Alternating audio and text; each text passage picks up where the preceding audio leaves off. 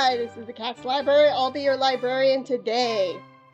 So to be honest, there are only going to be 2 videos with 7-ish drawings each of the Mermaid challenge.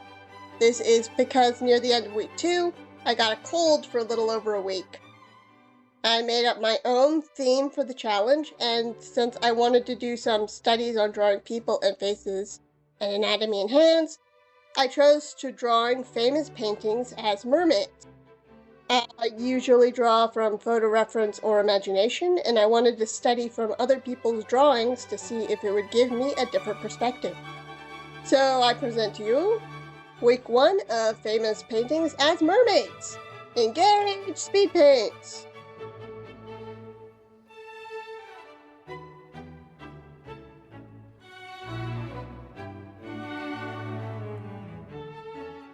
To start out with, I drew the Mona Lisa. I put the reference image to all of these on the left alongside with the title, artist, year, and art movement in that order above it. I'm not sure if this fits the composition, and I might take it out in the final reveal. One of the reasons I chose this was that it didn't have a lower body that I needed to work around, and the discoloration of the paint had made the skin yellowish, which I thought suited a mermaid design. When it comes to the drawing, I used my trick of spending a lot of time on the sketches. I used 3 sketches this time. I figured that Leonardo da Vinci would be the sort of person who would try to draw a mermaid as biologically accurate as possible. And so I gave her gills on her neck and fins for ears. This is a joke. I didn't want to do a bunch of studying to get the design to work perfectly as a biological specimen. The most biologically accurate way to draw a mermaid would probably be to make it completely mammalian, but a fishtail has more flowy fins, which would match the flowy garment that the Mona Lisa was wearing in the original. I also wanted the tail to be green to match the colors in the background. I sort of wanted these illustrations to be representations of the whole painting instead of just the subject, which I further elaborated on with the landscapes that I adapted later in this video. For this drawing, I painted each element independently and then went back for further detail. I drew in the skin and shaded it, and then made a layer for the clothes and again for the tail. Usually I put in the flat colors on one layer and then put all of the shading and highlights over top. I think that changing up my technique helped me to focus on each individual element of the drawing instead of getting overwhelmed. One of my favorite details of this picture is the one fin on her tail that is partially translucent. I just think that it matches the style that I was going with. I was worried that I'd need to find a second reference for the scales and fins, but I remembered how to draw scales from the Python video. That might mean that she has more snake-like scales than fish-like ones, but somehow the tail ended up looking better than the top half. Part of that might be that I have trouble drawing folds in fabric. The other thing is that this painting is entirely soft shading, which is a technique that I am unfamiliar with. I think I made it work well enough for my first try. As a final touch, I doodled in a rough approximation of the background. This is something that I don't do consistently throughout the drawings in this video, but I seem to think it was necessary here.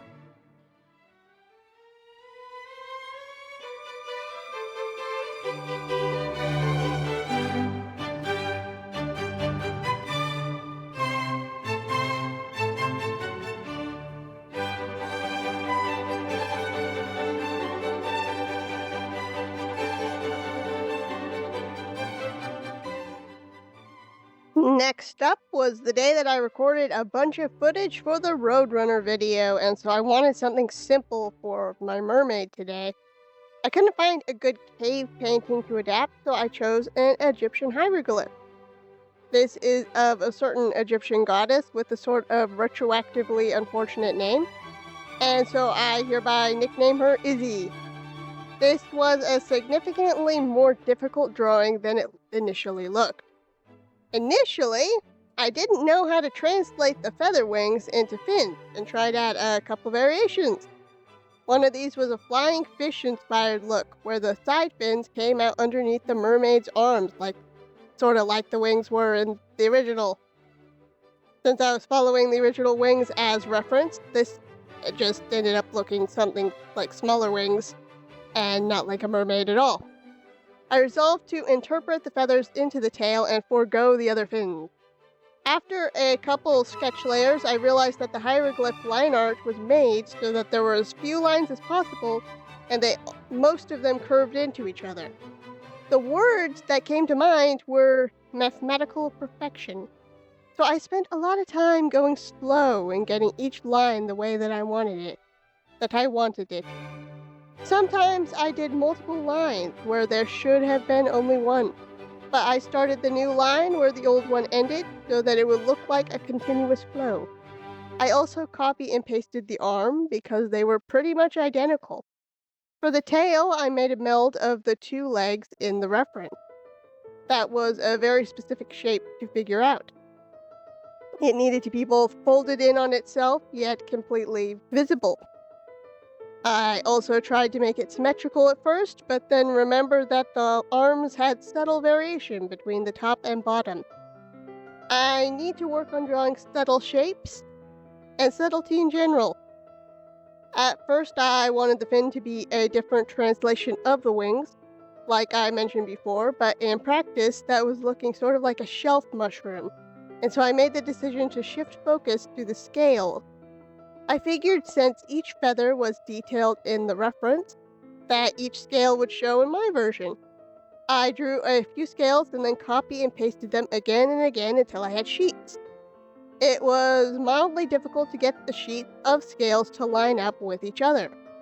I decided to make the fin smaller and more triangular, which alleviated the mushroom problem.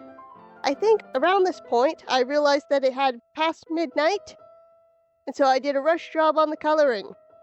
I have a really weird sleep schedule and tend to stay up late and then sleep in the mornings, so going to bed around midnight is pretty normal for me. I usually wind down a lot leading up to that and don't stress myself into reaching a deadline that late, though. I probably need to work on that anyway.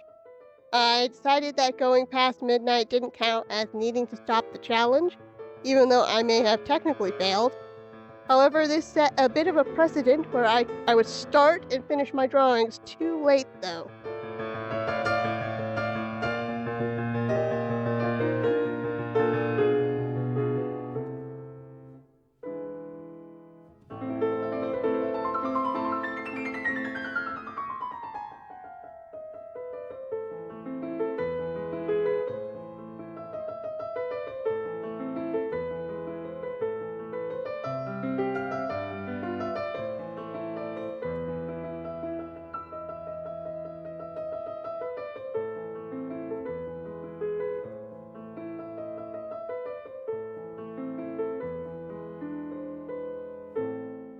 After the previous two longer drawings, I picked something simpler for day 3. This is the scream. You knew that. I'm just clarifying. I think I heard that this was a sort of self-portrait, so this is a merman even though I added in long hair and bright colors. I was very sad that I couldn't really color the last drawing, so I tried to choose a painting that was all colors for this day. There was probably something a bit better that I could have chosen for this purpose. In my defense, the original painting could have been brighter than in my reference image, and so using the bright colors in my interpretation isn't completely unfounded. I took the red sky and interpreted it as hair so that it could be part of the design. More of this painting was comprised of background than I remembered. Regrettably, I didn't have any ideas for what to do with the bridge, which takes up a lot of compositional space in the painting. In hindsight, it probably could have worked well as a tail. But I digress. I took the black clothes that the subject was wearing and continued them into the tail. There is a painting in the next video that also has no distinction between the clothes and tail, which ended up looking much weirder than this. The art style I was replicating here was fairly accommodating to this idea, though. For the fin, I straightforwardly translated the lighter area of water into a fin. I probably could have done a better job interpreting physical painting techniques into digital art. I did realize that it looked like there was a teal underpainting, and so I did my best to replicate that. I made the background the darker water blue with an attempt at a brushstroke texture so that it would look like he was underwater. A lot of this art style is long, flowing, yet heavily textured strokes. There is a filter in Photoshop that can achieve this better than the default brushes, but I needed to ask my dad how to do that since the last time I tried to figure it out on my own, it didn't work.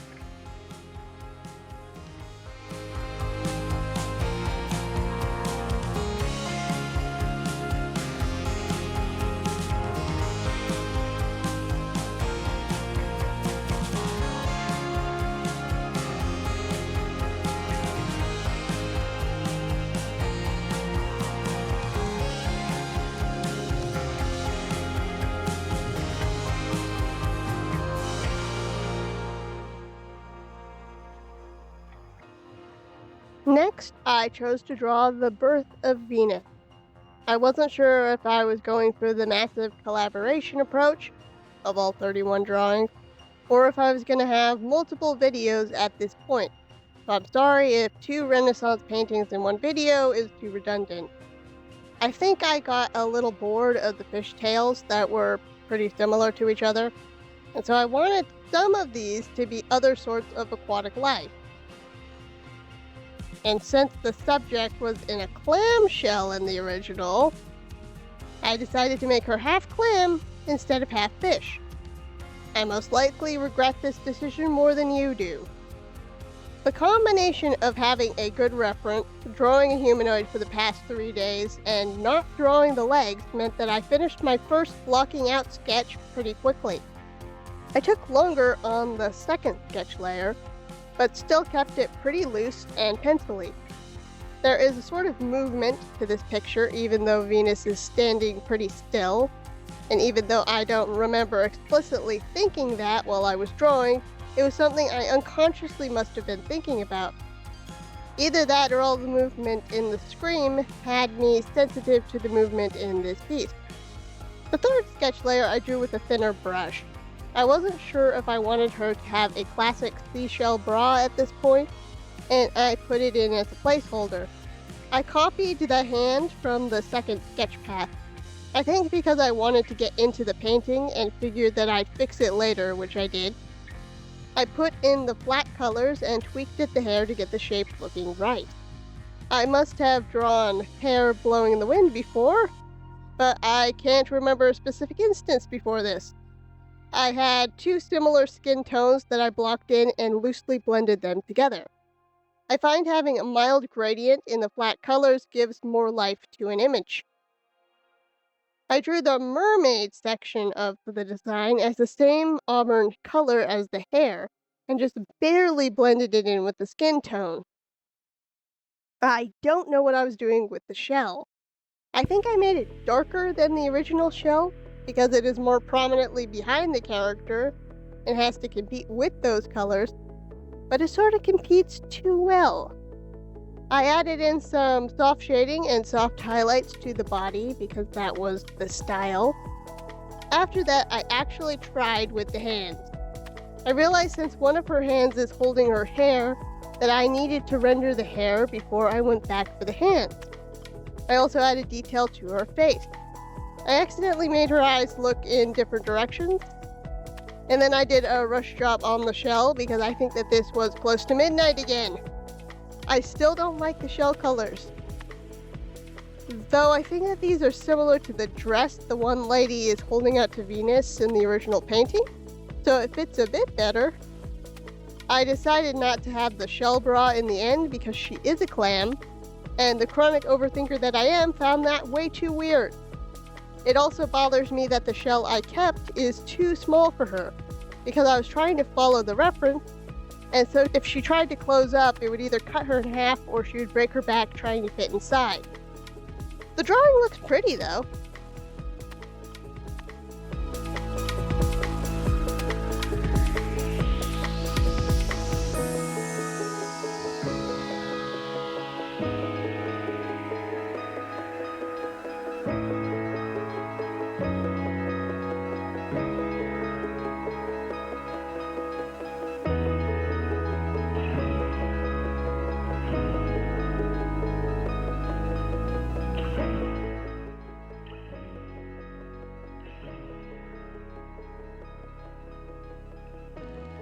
I was trying to keep an ebb and flow between more complicated reference paintings and the simpler ones that I could tweak to be more my cartoon style.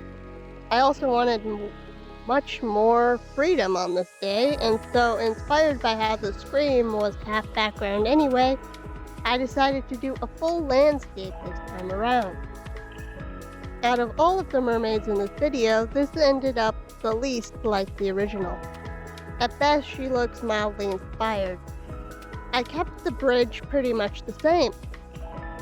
Her hair was inspired by the willow branches, her tail fin was inspired by the flower petals, and I gave her a flower in her hair to hammer home the lilies from the title. She has a nice curl to her tail, but everything in the original is pretty vertical. But on the other hand, I'm not sure how to make a dynamic pose that is straight up and down. I guess you could argue that the way the lilies lie in the water is a sort of a similar curve if you squint. I did 2 quick and loose sketches this time around.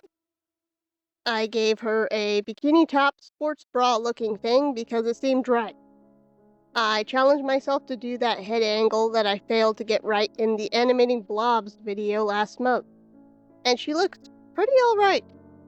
I used a lot of color picking this time around because I was relying on the colors making this piece recognizable. The closest that I could find to a human skin tone were the reeds. The original painting barely has any brown, but the mermaid has a lot of it. It sort of skews the percentages of the colors, which isn't something that I think much about, but taught myself here. I also added in a lot more of that bright blue highlight color because I liked it. All of these colors look pretty good together though. The flowers were pink, and I shaded the skin with the pink so that it would look more natural. In the end, I put some gray low opacity brush strokes because I hadn't gotten around to figuring out how to use the Photoshop tools.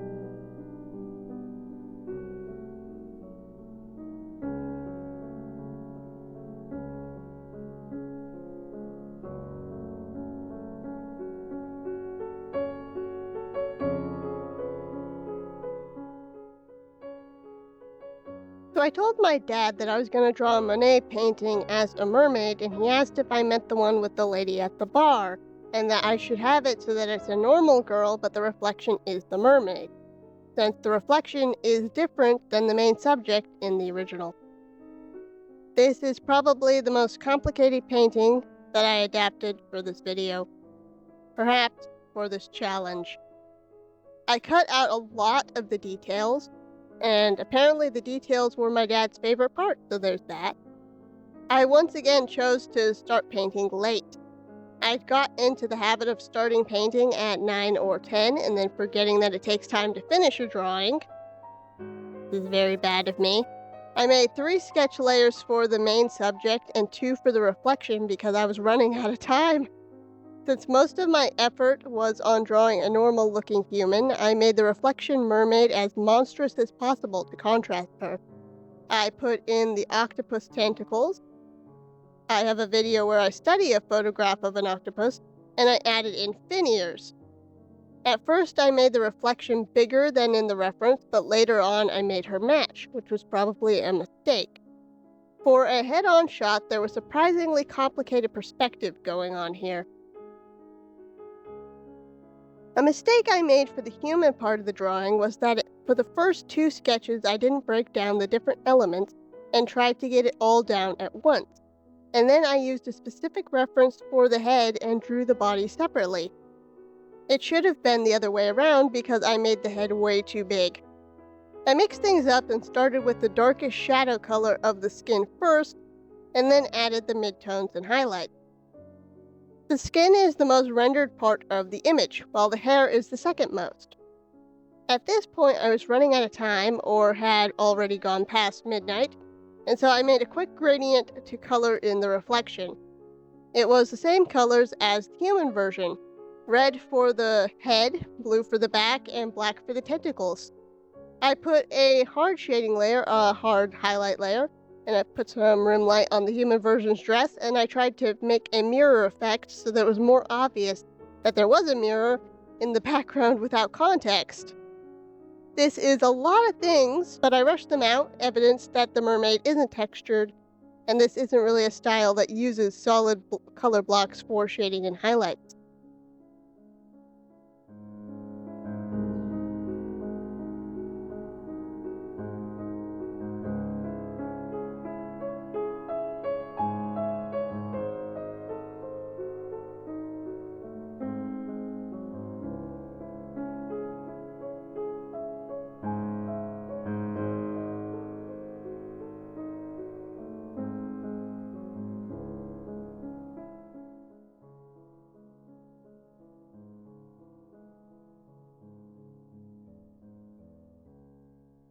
For the final drawing of the video, I decided to make Starry Night. I tried to copy that swirly shape in the middle of the sky, but it didn't really look like a human form, and then I drew it in more loosely and interpreted that shape into the tail. I decided to draw her sleeping. I took what were apparently trees in the original and used that shape as the hair. There are some mountains and foothills in the background, and I turned that shape into the fins down her back. I painted in the colors pretty early on in the process. I have tried to have her head be similar to the moon, and I added in yellow patches along her body like the stars. I used a bit too much gradient. This style has more distinction between colors. I used a similar technique to the Scream Mermaid, where I incorporated different colors from the image to indicate brush strokes and shading. At the bottom of Starry Night, there is a village with oddly square blue buildings, which is how I designed her bed in my version. This doesn't really have shading how I usually do it. Most of the final drawing was learning how to use the Photoshop settings to actually get a brushstroke effect. Some of this learning I did off screen. I don't remember what all I did. Okay, I just tried to see if I could figure out how to do it again on my own, and I remember some of it. First up, I flattened the drawing onto its own layer. Then I changed the color type from CMYK to RGB. Then I selected my part of the drawing and copied that. Then I could use both the emboss filter and the oil paint filter and tweak each until I got the desired effect. In the footage, I didn't necessarily do those things in that order, since even though I practiced off screen, I wasn't entirely sure what I was doing. My dad helped me a lot with figuring this out.